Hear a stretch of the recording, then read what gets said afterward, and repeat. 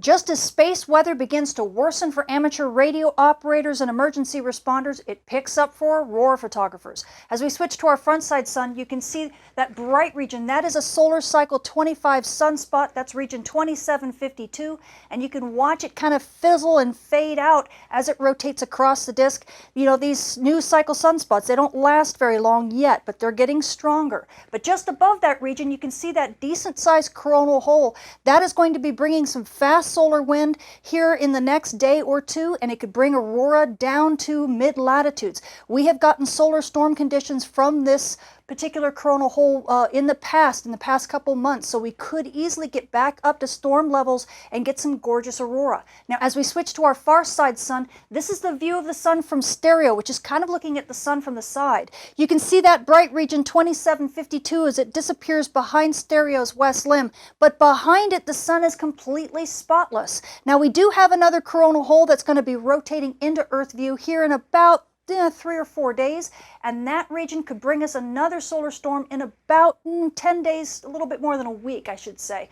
So we do have some hope for aurora photographers to be able to get some more aurora shots, but amateur radio operators and emergency responders, well, it looks like the sun's going to stay pretty low in terms of solar flux, so your radio propagation is going to tank yet again.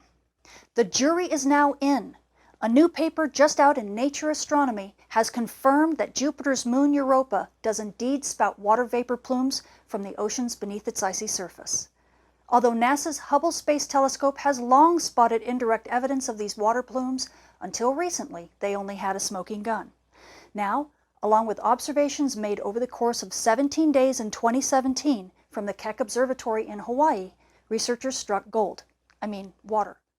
On April 26, they unexpectedly received a strong signal, a special kind of infrared light that can only be emitted by water. And there was quite a bit of the stuff too, about 2,100 metric tons according to the researchers' estimates. That's almost enough to fill an Olympic-sized swimming pool. Now, along with the other observations, this massive amount of water is proof positive that this indeed is a water vapor plume shooting out of Europa's surface, as no other known process in the Jovian system can account for it.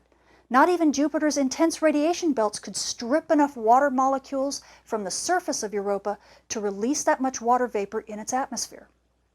Not to mention Jupiter's radiation belts, they would create a continuous release of water, not just one massive plume. So understandably, this news has got astrobiologists talking. In the search for life on other worlds, these water plumes are like little messengers from heaven, shooting samples of possibly habitable environments right out into space for us to fly through and measure using orbiting spacecraft. Who needs a lander? In fact, this is exactly what the NASA mission Europa Clipper is betting on.